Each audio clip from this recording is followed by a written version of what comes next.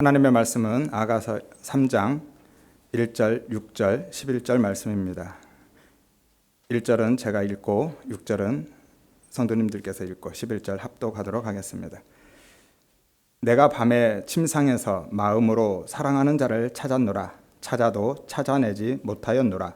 모략과 유향과 상인의 여러 가지 향품으로 향내 풍기며 연기 기둥처럼 거친 들에서 오는 자가 누구인가? 시온의 딸들아, 나와서 솔로몬 왕을 보라. 혼인날 마음이 기쁠 때 그의 어머니가 씌운 왕관이 그 머리에 있구나. 아멘.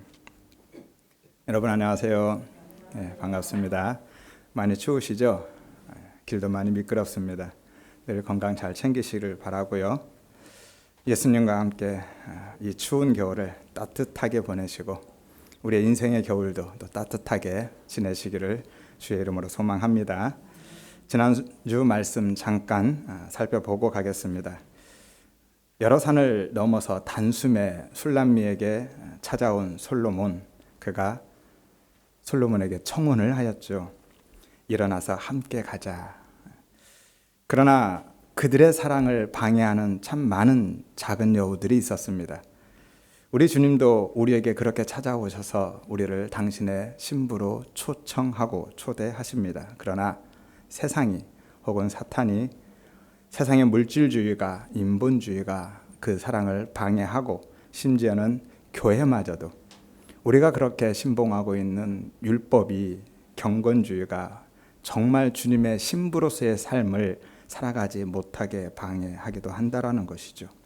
그럼에도 불구하고 우리 주님은 당신의 날개의 그늘로 우리를 품어주시고 우리를 절벽의 바위 틈에서 사는 비둘기처럼 그렇게 우리의 피난처, 안식처가 되어주시고 또 그렇게 지키고 보호하실 뿐만이 아니라 그곳에서 정말 깊은 사랑, 또 친밀한 인격적인 교제를 나누기를 원하셨습니다. 여러분 한 주간 어떻게 사셨습니까? 정말 주님께 속한 자로서, 주님과 연합된 신부로서 주님만 바라보고 주님과 깊은 사랑의 교제를 나누며 사셨는지요? 아니면 세상에 속한 자처럼 혹은 마귀의 종처럼 땅의 것만 구하고 내 일상에만 매몰되어서 사셨는지요? 우리의 삶을 한번 돌아보시며 오늘 말씀을 나누기로 하겠습니다. 오늘 본문은 두 부분으로 나누어집니다. 1절부터 5절까지는 솔로몬을 찾아 헤매다가 만난 술람미의 노래인데요. 술람미가 꿈속에서 솔로몬을 찾는 장면입니다. 그리고 6절에서 11절을 보면 솔로몬과 술람미의 결혼 행렬이 기록되어 있고요. 그리고 결혼식 장면이 나타납니다. 먼저 1절에서 5절에 술람미의 현실이 아니라 꿈이라 말씀드렸죠. 왜냐하면 본문을 왜 실제 사건으로 볼 수 없느냐면 2절을 보면 술람미가 솔로몬을 찾기 위해서 밤에 거리로 나서는 모습이 있죠. 당시의 관습으로서는 불가능한 일입니다. 있을 수 없는 일이죠. 상상조차 할 수 없는 일입니다. 당시의 이스라엘에서는요, 처녀는 혼인식을 올리기 전까지는 밤에 외부 활동을 함부로 할 수 없습니다. 외부의 출입이 제한되거든요. 당시의 밤의 거리를 자유롭게 활보할 수 있는 여자는 매춘부밖에 없는 것이죠. 그래서 불가능하고, 그래서 이 장면이 실제 사건이 아니라 꿈이다라는 것이죠. 또 4절에 보면 술람미가 솔로몬을 자기 어머니 집으로 데리고 갔다고 하는데요. 이 역시 당시의 관습과 맞지 않는 장면이죠. 당시의 여자가 남자를 자기 어머니 집으로 초대하고 데려갈 수 있는 경우는 결혼한 남편일 뿐입니다. 그러니까 남편 외에는 어머니 집으로 데려갈 수가 없는 것이죠. 그래서 1절에 보면 내가 밤에 침상에서 라고 말씀하고 있는 거예요. 그러니까 이것이 지금 실제가 아니라 꿈이다 라고 말씀하고 있는 것이죠. 1절을 보겠습니다. 내가 밤에 침상에서 마음으로 사랑하는 자를 찾았다 라고 기록하고 있죠. 여기서 밤은 복수형입니다. 그러니까 술람미가 밤마다 혹은 밤새도록 솔로몬을 찾는 꿈을 꾸고 있었다라는 의미이죠. 그리고 마음으로 찾았다라고 하는데 이 마음은 우리가 생각하는 지금 우리의 마음이 아닙니다. 이 마음은, 일반적인 마음은 레브라는 단어를 따로 씁니다. 그런데 오늘 본문에서 기록되는 이 마음은 네페쉬라는 단어를 쓰고 있어요. 무슨 말이냐면 영혼 혹은 생명이라는 말이죠. 그러니까 지금 술람미는 단순히 내 마음으로 내 감정적으로 솔로몬을 찾고 있는 게 아니라 내 생명을 다해서 목숨 걸고 찾고 있다라는 의미거든요. 그래서 이 찾았다라는 게 PL 동사입니다. 강의형 동사란 말씀드렸죠. 그 술람미가 솔로몬을 찾는 그 강한 열망, 염원을 나타내고 있는 거예요. 얼마나 적극적으로 혹은 열정적으로 애타게 솔로몬을 찾았는지를 드러내주고 싶어서 이렇게 단어들을 쓰고 있는 것이죠. 이것이 바로 신랑 되신 예수님에 대한 신부든 교회 혹은 우리 성도의 마음이고 사랑인 것이죠. 신부든 교회는요, 혹은 성도는 그렇게 신랑 되신 주님만 바라보고 생명을 다해서 목숨 걸고 사랑하는 겁니다. 온 마음을 다해서 주님을 찾아야만 하는 것이죠. 아모스 5장 4절에 보면 나를 찾으라 그러면 살 것이다 라고 말씀합니다. 거기에 생명이 있다라는 거예요. 나를 찾아야 너희가 산다, 아니면 찾지 못하면 죽는다 라는 말씀이잖아요. 그리고 그때가 인생의 밤이라면 더욱 그렇습니다. 오늘 술람미는 밤에 찾았거든요. 우리의 인생을 살다 보면 이런 밤의 시간들이 많습니다. 겨울 같은 시간들을 지날 때가 많아요. 그때 우리는 더욱 주님을 찾아야만 한다라고 말씀하고 있는 것이죠. 예레미야 29장 13절에 보면 너희가 온 마음으로 나를 구하면 찾다라는 단어거든요. 추구하고 갈망하다라는 의미입니다. 너희가 그렇게 온 마음으로, 개역 성경에 보면 전심으로 나를 찾고 찾으면 나를 만날 것이다 라고 말씀하죠. 이 당시가 어떤 시대였냐면 남유다가 바벨론의 포로로 끌려갔던 시점이거든요. 그러니까 남유다에는 밤이었고 겨울의 시간이었다라는 것이죠. 그래서 그럴 때는 더욱 간절하게 찾아야 된다라는 것입니다. 시편 50편 15절에도 보면 환난 날에 나를 부르라 라고 말씀하죠. 우리에게도 환난 날이 있습니다. 성도들에게도 교회에도 환난 날이 있는 거예요. 밤 시간이 있고 겨울의 시간이 있습니다. 그랬을 때 나를 찾으라, 나를 부르라 그러면 내가 너희를 건질 것이다, 내가 너를 영화롭게 할 것이다 라고 말씀하고 계시거든요. 우리는 평소에도 주님을 찾아야 되지만 이렇게 인생의 밤 시간에 혹은 겨울이 왔을 때 더욱 주님을 찾아야 된다라는 것이죠. 주님의 신부된 성도로서 나는 과연 누구를 찾고 살고 있는지 혹은 무엇을 구하며 추구하며 갈망하고 열망하며 살아가고 있는지를 진지하게 돌아보시기를 바랍니다. 믿지 않는 자처럼, 예수가 없는 자들처럼 세상적인 힘, 세상의 그러한 소유들 혹은 돈을 추구하고 찾고 갈망하며 정말로 소유지향적으로 혹은 부자지향적으로 살아가고 있지는 않는지 진지하게 우리의 삶을 돌아보시며 오늘 술람미처럼 그렇게 적극적으로 열정적으로 우리의 신랑 되신 주님을 찾고 그 은혜만 구하며 살아가시기를 주의 이름으로 소망합니다. 특별히 지금 춥고 어두운 밤 혹은 혹독한 겨울의 시기를 보내고 있는 분이라면 더욱 그렇습니다. 그리고 그렇게 주님을 찾고 갈망한 그것이 단순히 주님의 힘 혹은 주님의 능력이 필요해서가 아니라 오늘 술람미처럼 주님 자체를 사랑하여서 정말 주님만 사랑하여서 그 사랑하는 마음으로 그 주님을 찾고 구하며 영혼을 다해서 생명을 다해서 그 주님을 사랑하며 살아가시기를 주의 이름으로 축원드립니다. 2절을 보면 내가 성 안에 돌아다니며 찾았으나 만나지 못했다라고 기록하죠. 1절에서 술람미는 집 안에서 찾았습니다. 그러나 찾지 못했죠. 만나지 못했습니다. 그래서 이제는 집 밖으로 나가서 솔로몬을 찾습니다. 어디에서요? 거리, 큰 길에서 찾습니다. 거리는요, 길과 골목이고요. 큰 길은 광장을 의미합니다. 그리고 둘 다 복수용으로 쓰고 있어요. 무슨 의미냐면 성을 구석구석 찾아다녔다는 거예요. 단 한 곳도 놓치지 않고 한마디로 온 성을 이잡듯이 뒤지면서 솔로몬을 찾아서 헤맸다라는 거예요. 우리도 그럴 때가 있죠. 정말 간절하게 절박하게 하나님을 찾을 때, 그런데 하나님이 도와주시지도 않고 만나주시지도 않을 때, 도움은커녕 침묵으로 일관하고 때로는 나를 외면하는 것처럼 느껴질 때가 많이 있습니다. 이것이 우리의 성도의 현실인 것이죠. 우리뿐만이 아니라 사실은 믿음의 선진들도 다 그랬습니다. 이런 고민들이 우리에게만 있는 것이 아니에요. 시편에 보면 22편 1절에서 2절에 다윗의 고백이 있죠. 내 하나님이여, 내 하나님이여, 어찌 나를 버리십니까? 다윗이 그렇습니다. 왜 나를 버리셨습니까? 어찌 나를 멀리하여 돕지 않습니까? 내 신음소리를 듣지 않습니까? 하나님, 내가 낮에도 부르짖고 밤에도 잠잠하지 아니하였는데 왜 응답하지 않습니까? 이게 다윗의 고백입니다. 시편 42장에 보면 고라 자손도 그렇습니다. 내가 시냇물을 찾는 사슴처럼 갈급하게 주를 찾았는데 주님 언제나 볼 수 있습니까? 왜 나를 잊으셨습니까? 내 대적들이 뼈를 찌르는 칼같이 나를 비방합니다. 내 하나님이 어디 있느냐고, 네가 믿는 그 하나님은 어디 있느냐고 비방하는데 주님은 어디 계십니까? 왜 나를 잊으셨습니까? 언제나 볼 수 있습니까? 라고 탄식하고 있잖아요. 요한복음 11장에 보면 마리아와 마르다도 그랬다고 말씀드렸죠. 그들이 예수님을 얼마나 사랑했는데요. 예수님을 어떻게 섬겼는데요. 요한복음 11장 2절에 보면 이 마리아가 누구인지를 정확하게 기록하는데요. 향유를 주께 붓고 머리털로 그의 발을 닦던 자라 라고 기록하고 있습니까? 향유 말씀드렸죠. 나디향 얼마라고요? 수천만 원 가는 겁니다. 그가 얼마나 주님을 사랑했고 얼마나 주님께 헌신했는지를 의도적으로 기록하고 있는 거예요. 그런데 주님이 침묵하셨다라는 거예요. 그래서 예수님이 나중에 왔을 때 원망하잖아요. 주님이 여기 계셨으면 내 오라버니가 죽지 않았을 것입니다. 무슨 이야기예요? 뭐하러 왔습니까? 이 이야기잖아요. 이제는 죽었으니까 다 끝났습니다 라는 이야기잖아요. 그렇게 도움을 요청했는데 주님이 다 알고 계시면서도 그 도움을 거절하신 거였거든요. 오늘 술람미도 그랬습니다. 그렇게 찾았지만 한밤중에 온 성을 뒤지며 애타게 간절하게 찾았는데 못 만난다는 거예요. 그런데 술람미는 포기하지 않습니다. 만나는 사람들마다 붙들고 물어보기까지 했습니다.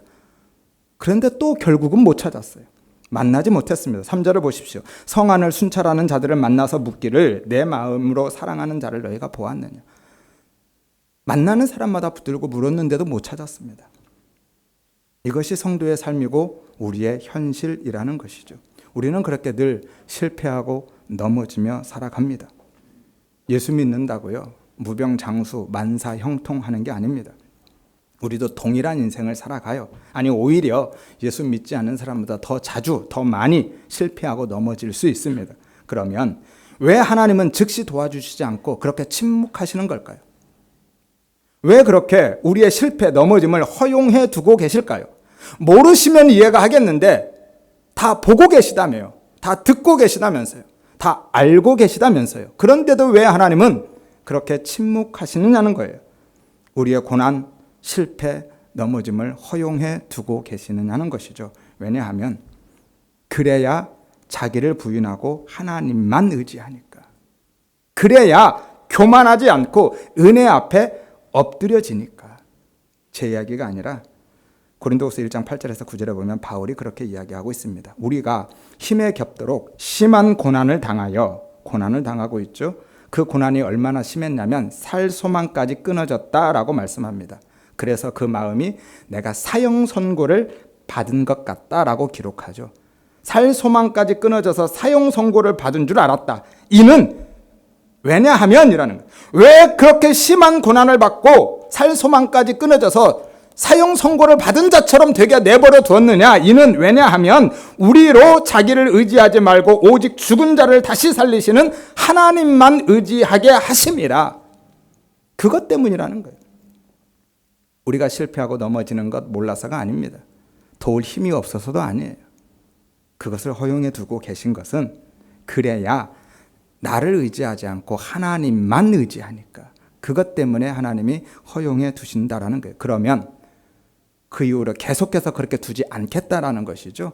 하나님만 의지하면 그때 하나님이 도우신다, 만나신다라는 거예요.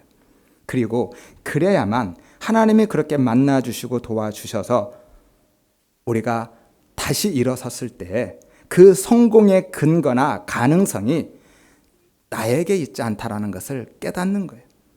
그때만 비록 하나님이 하셨구나.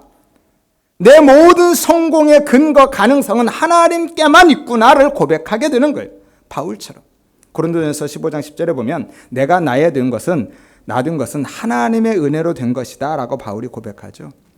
내가 모든 사도보다 더 많이 수고하였으나 내가 한 것이 아니다. 오직 나와 함께 하신 하나님의 은혜다 라고 바울이 고백하잖아요. 그래야만 하나님만 영광 받으시는 거거든요.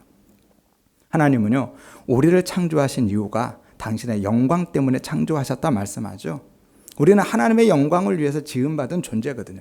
그래서 그 목적을 이루게 하기 위해서 우리가 정말 하나님께만 영광 돌리며 살아가게 하기 위해서 내 영광으로 그것을 취하지 않게 하기 위해서 그 고난을 허용해 두고 계신다라는 거예요. 그래서 하나님만 붙들고 하나님의 은혜만 구하고 그렇게 다시 하나님의 도우심과 만나주심으로 일어섰을 때에도 그 모든 것을 내 영광으로 취하지 않고 하나님의 은혜였다라고 고백하게 하시기 위해서, 그래서 우리의 삶의 진정한 목적을 이루시기 위해서 그렇게 하신다라는 것이죠. 혹시라도 실패하고 넘어짐이 있을지라도 하나님이 침묵하시고 외면하시는 것 같이 느껴지는 때라도 오늘 술람미처럼 그래도 포기하지 마시고 끝까지 하나님을 찾으시고 하나님만 찾으시기를 바랍니다. 그리고 그 은혜 앞에 그렇게 나아가서 엎드리시기를 바랍니다. 4절에 보면 그들을 지나치자마자 마음에 사랑하는 자를 만났다라고 기록하죠. 예, 드디어 만났습니다. 드디어. 술람미가 그렇게 찾고 찾았는데 못 만나다가 다 지나간 다음에 실패하고 또 실패하고 정말 절망의 문턱에 이르렀을 때 이제는 내게 소망이 없구나. 모든 가능성, 기회가 다 지나고 절망할 그 시점에 그때에 만난 겁니다. 그런데 이 만나다라는 단어가 무엇 앞에 나오다, 나타나다라는 의미예요. 그러니까 지금 술람미가 찾고 찾아서 그렇게 헤매고 다녀서 만난 게 아니라는 것을 이야기하고 있는 거예요. 술람미가 지금 찾아낸 게 아닙니다. 어떻게 된 거라고요? 나타난 거라니까요. 찾아온 겁니다. 솔로몬이 찾아온 것이지 지금 술람미가 찾아낸 게 아니라는 것을 이야기하고 있는 거예요. 사실은 솔로몬은 왕이었잖아요. 그러니까 술람미가 찾아 헤맨다고 만날 수 있는 사람이 아닌 거예요. 항상 솔로몬이 먼저 찾아왔던 거거든요. 솔로몬이 찾아와 주지 않으면 술람미는 온 밤이 아니라 1년 내 찾아도 솔로몬을 만날 수가 없는 겁니다. 예수님과 우리의 만남도 마찬가지이죠. 만남의 열쇠는 혹은 만남의 주도권은 항상 주님이 잡고 있어요. 주님께 있는 겁니다. 주님이 찾아와 주셔야만, 주님이 자신을 계시해 주셔야만, 보여주셔야만 우리가 주님을 발견하고 주님을 만날 수 있는 거예요. 찾을 수 있는 겁니다. 우리의 열심만으로, 우리의 의지와 노력만으로, 우리의 능력으로, 우리의 자격과 조건으로 그분을 만날 수가 없어요. 이것을 전적 타락 혹은 전적 무능력이라고 하는 겁니다. 우리는 우리 스스로 주님 앞에 나아갈 수가 없습니다. 오직 주님이 만나 주셔야만 하는 것이죠. 이것이 은혜인 겁니다. 다른 종교와 우리 기독교의 가장 큰 차이점 중에 하나가 바로 이거예요.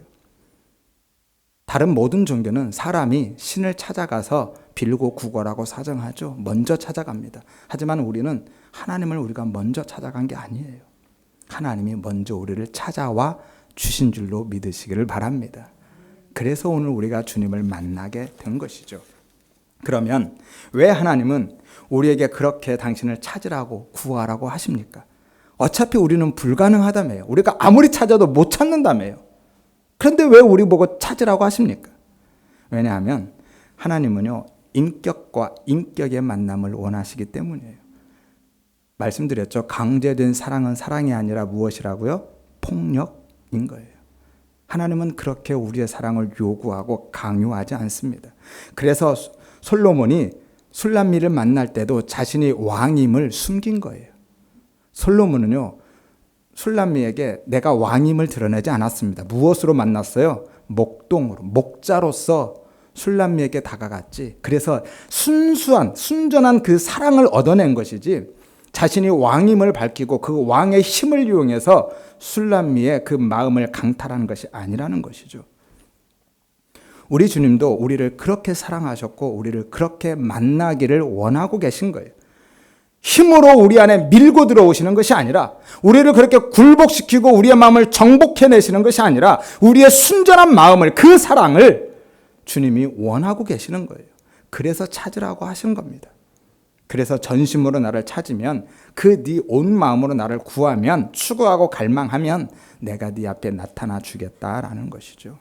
그리고 그렇게 찾고 구할 때만 주님이 다가오시고 만나 주시는 것이 아니라 사실은 그렇게 찾지 않을 때도, 찾지 못할 때에도 주님은 사실 우리를 늘 보고 계시고 듣고 계시고 알고 계시고 우리 곁에 계시고 사실은 우리를 만져주시고 품고 계시는 거예요. 그런데 문제는 우리가 그렇게 찾지 않으면, 그렇게 온 마음으로 주님을 갈망하고 추구하며 살지 않으면 그 주님이 우리를 만지고 계시는데도 그 주님의 손길을 느끼지 못하고, 우리 주님이 한시도 눈을 떼지 않고 우리를 지켜보고 계심에도 불구하고 그 주님의 시선을 우리가 알지 못한다라는, 깨닫지 못한다라는 거예요. 그래서 찾으라고 하는 겁니다. 그래서 우리가 온 마음으로 찾고 찾으면 주님이 우리의 곁에 계심을 그때서 비로소 발견하게 되는 것이고 깨닫게 되는 것이고 그 주님의 손길을 느끼게 되는 거예요.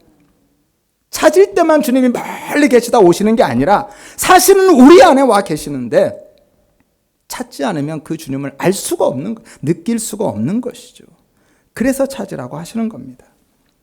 시편 49편 14절에서 16절에 보면 오직 시온이 이르기를, 시온이 이스라엘 백성들입니다.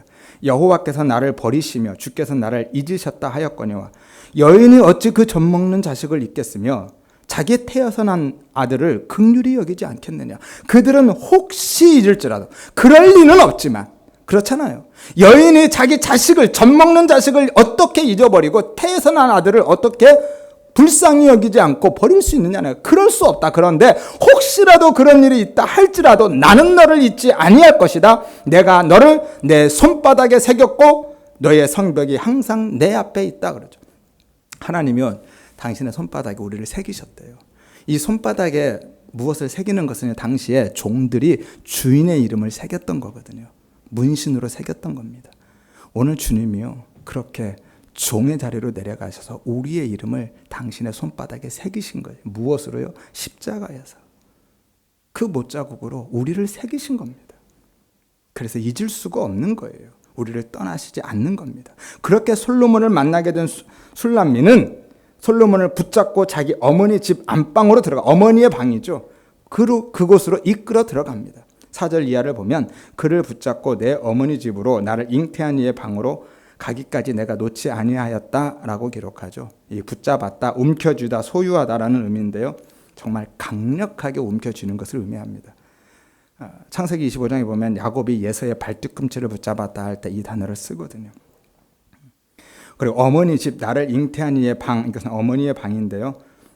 술람미가 잉태된 곳, 그러니까 그의 존재가 시작된 것이죠. 그리고 그가 태어난 곳을 의미하죠. 그러니까 그의 존재의 가장 깊은 곳입니다. 그녀에게 있어서는 가장 소중한 장소를 의미하죠. 그곳에서 술람미는 솔로몬과 깊은 사랑의 교제를 원했던 것입니다. 이것처럼 주님께서 우리에게 자신을 드러내 주시고 만나 주시면 그 주님을 깨닫고 느끼고 경험한 성도는 그 주님을 견고하게 붙들게 되어 있는 것이죠. 왜? 그렇게 찾았으니까. 그렇게 찾았을 때에만 그 소중함을 알거든요. 그래서 붙들게 되는 겁니다. 그렇지 않으면 발견한다 할지라도 별 가치를 느끼지 못하거든요. 신앙생활에는요, 우리의 몫이 있고 하나님의 몫이 있습니다. 우리의 몫은요, 하나님을 찾는 거예요. 구하는 겁니다. 그리고 붙들고 가는 거예요. 그런데 문제는 그것조차도 우리의 힘과 의지로 안 된다라는 게 문제죠. 닭 날갯짓에 불과합니다. 많은 사람들은 그렇게 할 수 있을 것처럼 얘기해요. 그리고 할 수 있다라고 하고 무조건 그렇게 해야 된다고 합니다. 하지만 그럴 수 없다니까요. 우리의 의지와 힘만으로, 능력으로, 열심만으로는 그 하나님을 그렇게 찾을 수도 없거니와 찾는다고 만날 수도 없고 만나도 그렇게 붙잡을 수가 없는 겁니다. 닭 날갯짓에 불과하다니까요. 닭이 잠깐 날갯짓을 하면서 땅에서 뜰 수는 있는데 금방 제자리로 돌아오거든요. 이게 우리의 현실인 겁니다. 잠시의 부유에 불과한 것이죠. 그래서 우리의 무능력함과 불가능함을 인식하고 인정하고 날마다 그 은혜 앞에 나아가고 은혜를 구하고 은혜 앞에 엎드려져야 된다라고 하는 겁니다. 왜냐하면 주님께서 주님을 찾는 그 마음을 부어주셔야만 가능하니까. 그리고 주님께서 사실은 우리 손을 붙들어 주셔야만 우리가 주님 손을 붙들고 놓지 않을 수 있으니까. 마치요, 아이가 엄마 손 아무리 붙들고 가봐야 사람들에게 떠밀리면 금방 놓치는 것처럼, 혹은 다른 무엇에 한눈 팔면 금방 놓고 가버리는 것처럼, 우리는 주님 손 붙들고 그렇게 갈 수가 없습니다. 주님 손만 붙들고 갈 수 없어요. 그런데 엄마가 아이 손 꽉 잡으면 그 손에 붙들린 아이는 그렇게 엄마 손 붙들고 가게 되는 겁니다. 놓치지 않는 것이죠. 주님이 우리의 손을 붙들어 주셔야만 우리가 주님 손 붙들고 갈 수 있다라는 거예요. 그래서 그 은혜를 구해야만 한다라는 것이죠. 그랬을 때 비로소 우리는 술람미처럼 주님 손만 붙들고 가게 되는 것입니다. 그 은혜를 구하며 살아가시기를 바라고요. 그러면 왜 그렇게 주님만 붙들어야만 하는가? 혹은 주님께만 붙들려서 살아가야 되는가? 왜냐하면 주님과 함께하지 않는 삶은요, 저주이고 재앙이고 죽음이기 때문인 거예요. 여러분, 포도나무와 가지, 주님이 그렇게 말씀하시죠. 나는 포도나무고 너희는 가지다. 그래서 떨어져 나가면 어떻게 되죠?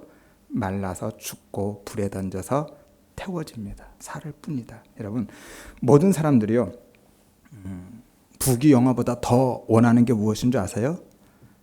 불로장생. 그죠?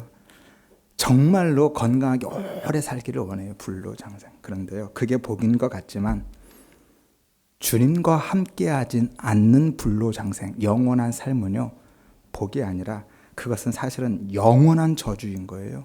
영원한 재앙이고 영원한 죽음입니다. 주님과 함께하지 않는 영원한 삶은 영원한 저주라니까. 영원한 죽음이고 영원한 재앙이, 이것이 바로 지옥인 거예요, 여러분. 지옥은 다른 곳이 아니라 하나님과 함께하지 않는 그곳이 바로 지옥인 것이죠.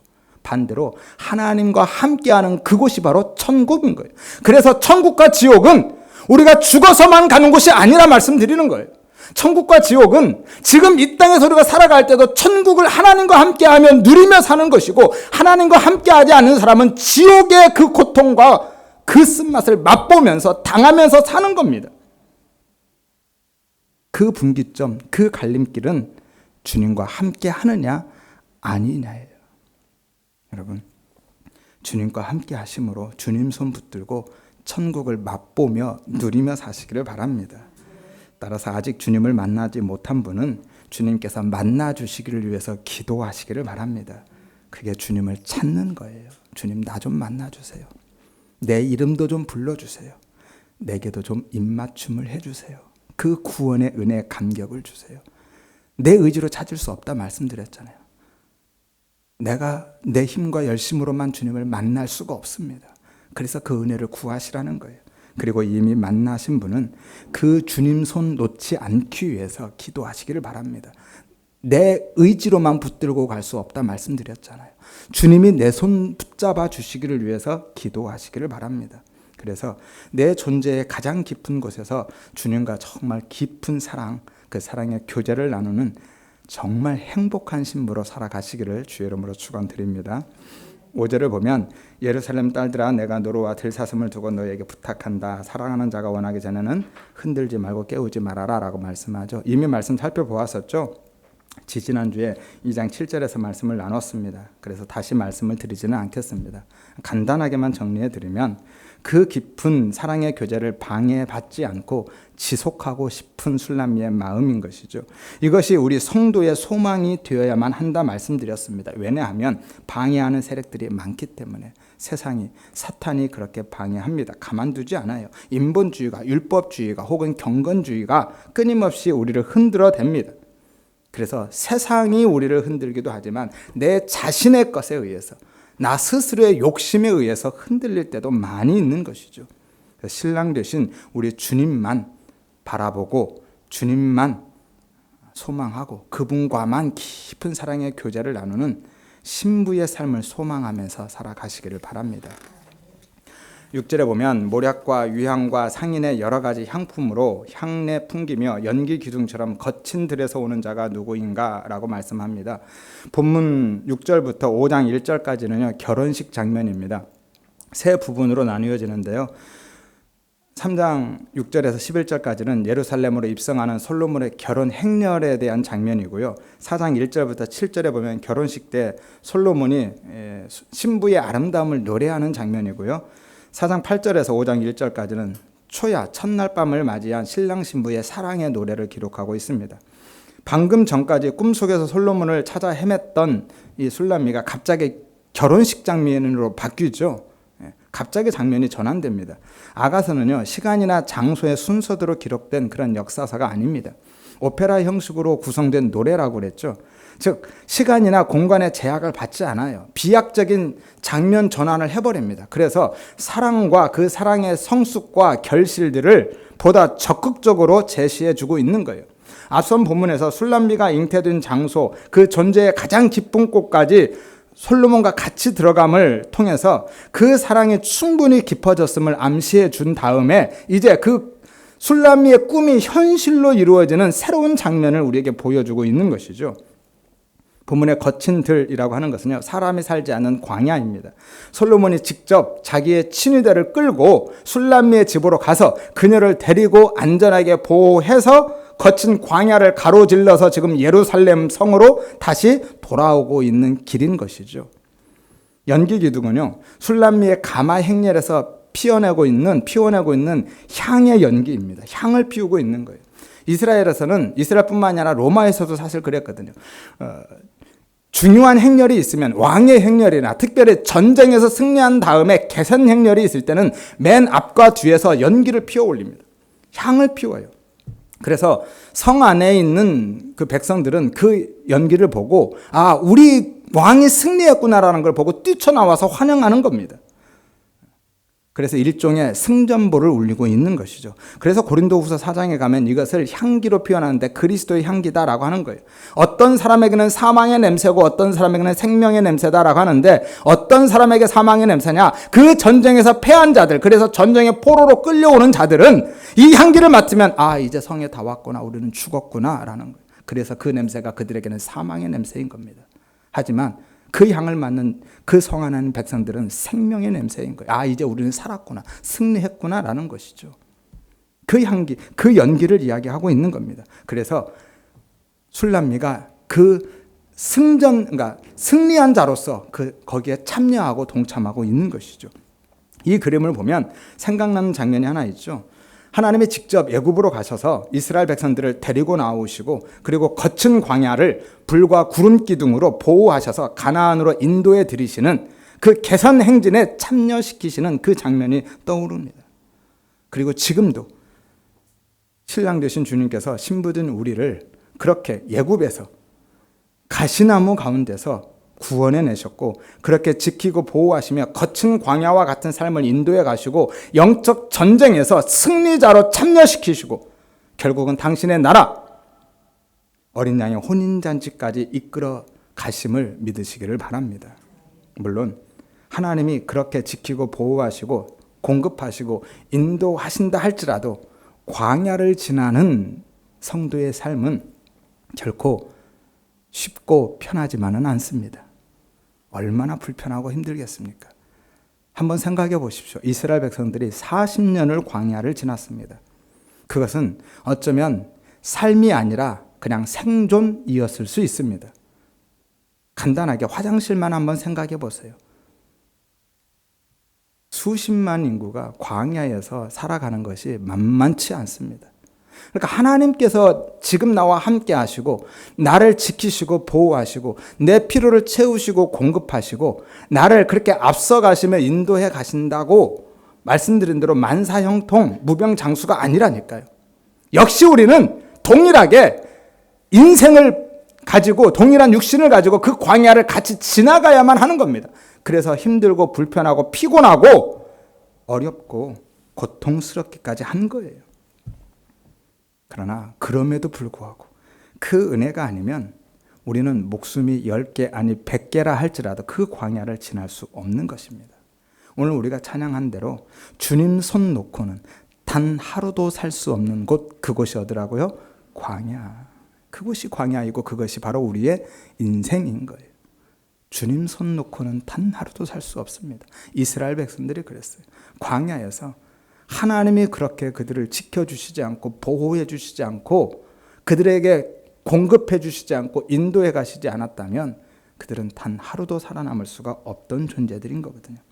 아까 말씀드린 대로 예수 믿는다고 그래서 무병장수 만사형통만을 기대하지 마시기를 바랍니다. 이것은 우리의 신앙이 아니라 무엇이라고요? 종교라니까요.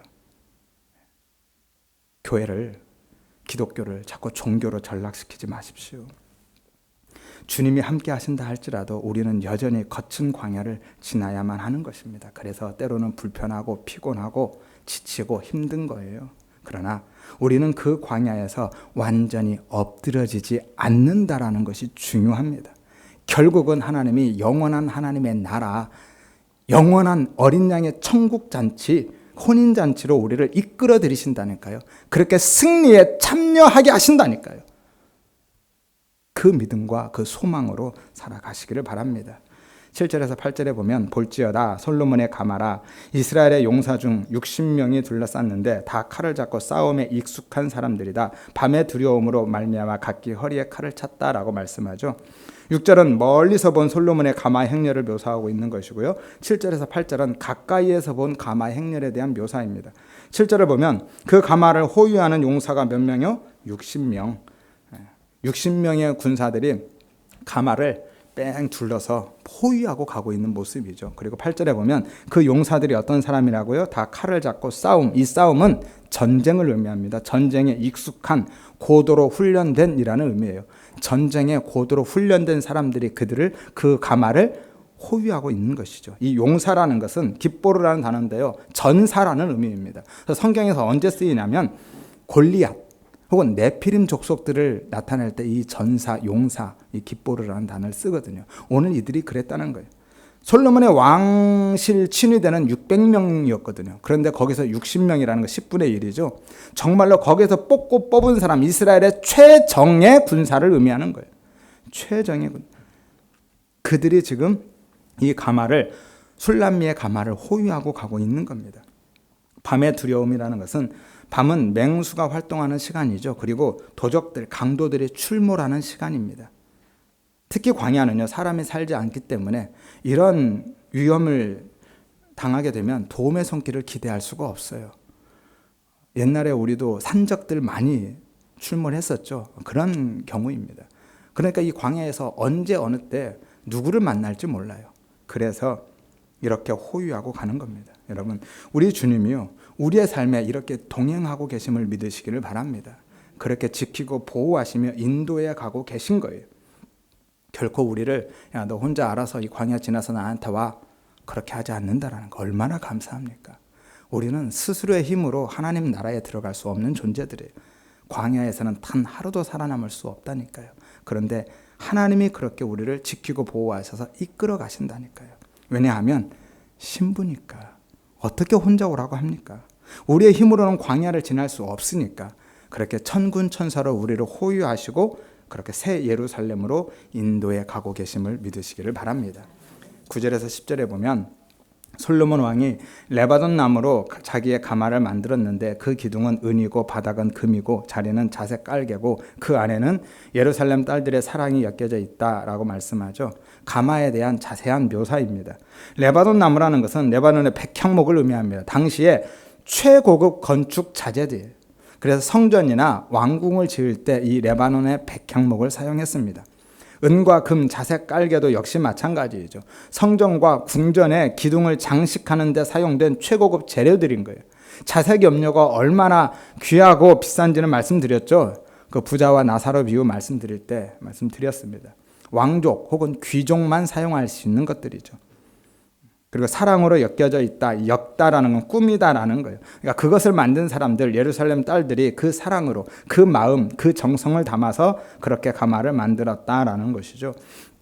술람미가 솔로몬의 그 화려한 가마에 앉아 있다라는 것은 지금 술람미가 가장 영광스러운 지위 혹은 신분을 얻었다라는 것을 의미하고 있는 거예요. 에베소서 2장 4절에서 6절에 보면 긍휼이 풍성하신 하나님이 우리를 사랑하신 그 사랑을 인하여서 허물로 죽은 우리를, 이미 우리는 죽은 존재였거든요. 죄와 허물로 죽은 존재인데 그런 우리를 그리스도와 함께 다시 살리셔서 또 함께 일으키셔서 그리스도 예수 안에서 함께 하늘에 앉히셨다라고 말씀하시잖아요. 오늘 솔로몬이 술람미를 그 자리에 앉힌 것은 오늘 주님이 우리를 그 자리에 앉히고 계신다라는 거예요. 이것이 바로 예수의 신부된 우리를 장차 주님께서, 주님을 통해서 주님과 함께 그 자리에 앉히시고 우리를 그렇게 영화롭게 하신다라는 것을 말씀하고 계시는 겁니다. 여러분, 우리는 그러한 존재들입니다. 그러한 신분이고 그러한 지위에 있는 하나님의 백성일 뿐만이 아니라 주님의 신부임을 믿으시기를 바랍니다. 11절에 보면 시온의 딸들아 나와서 솔로몬 왕을 보아라. 혼인날 마음에 기쁠 때에 그의 어머니가 씌운 왕관이 그 머리에 있다라고 말씀하는데요. 술람미를 태운 가마 행렬이 도착한 다음에 드디어 기쁨의 결혼식이 시작된 거거든요. 그리고 솔로몬이 왕관을 쓰고 나옵니다. 이 왕관은요, 왕을 상징하는 왕으로서의 왕관이 아니라 신랑이 혼인식 때 쓰는 관을 의미하고 있죠. 1차적으로는 솔로몬의 어머니 바세바가 이 솔로몬에게 아들의 결혼을 축하하기 위해서 씌워준 관을 의미하는데요. 상징적으로는 이 바세바 어머니 때문에 왕이 되었음을 의미하고 있는 거예요. 솔로몬은 사실은 서자잖아요. 다윗의 적자들이 질비합니다. 그래서 원래 왕이 될 수 없는 사람이에요. 사실은 왕이 되는 것은 고사하고 존재 자체가 불가능한 사람이었죠. 우리아가 죽었기 때문에 태어난 거예요. 우리아가 살아있었으면 태어날 수도 없습니다.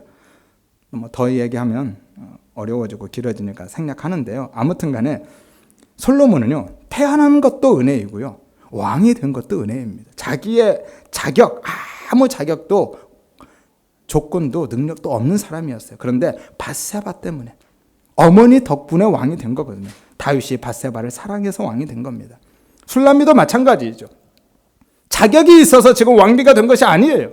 그냥 솔로몬이 그 사랑을 무한히 쏟아 부었기 때문에 지금 그 자리에 있을 수 있는 거거든요. 그러니까 솔로몬이 자기가 받은 그 사랑, 그 은혜를 술람미에게 그대로 쏟아붓고 있는 거죠. 그래서 오늘 술람미가 그 은혜로, 그 사랑으로 그냥 왕비가 된 겁니다. 그 사랑이 우리를 향한 예수님의 사랑임을 믿으시기를 바랍니다. 이것이 은혜이고 이것이 구원인 거예요. 우리의 자격, 능력, 조건이 아니라 그냥 은혜로, 그냥 사랑으로 우리가 지금 그 자리에 있는 것이죠. 예수님이 십자가에서 그 사랑을 부어주셔서 우리가 주님의 신부 약혼녀가 된 것이고요. 약혼녀는 당시에 육체적으로는 처녀의 몸이지만 법적으로는 완전한 신부라 말씀드렸죠. 약혼녀가 된 것이고, 그리고 종말에 재림의 때에 어린 양의 혼인잔치에 참여하는 진정한 영원한 신부가 되는 것입니다. 그 믿음과 소망으로 살아가시기를 바랍니다. 세상에 그 어떤 유혹, 조롱, 핍박이 있을지라도 한눈 팔지 마시고 오직 신랑 되신 주님만 바라보시기를 바라고요. 주님만 기대하시고 주님만 붙들고 주님만 기다리며 사는 순결한 신부로 살아가시기를 주의 이름으로 축원드립니다.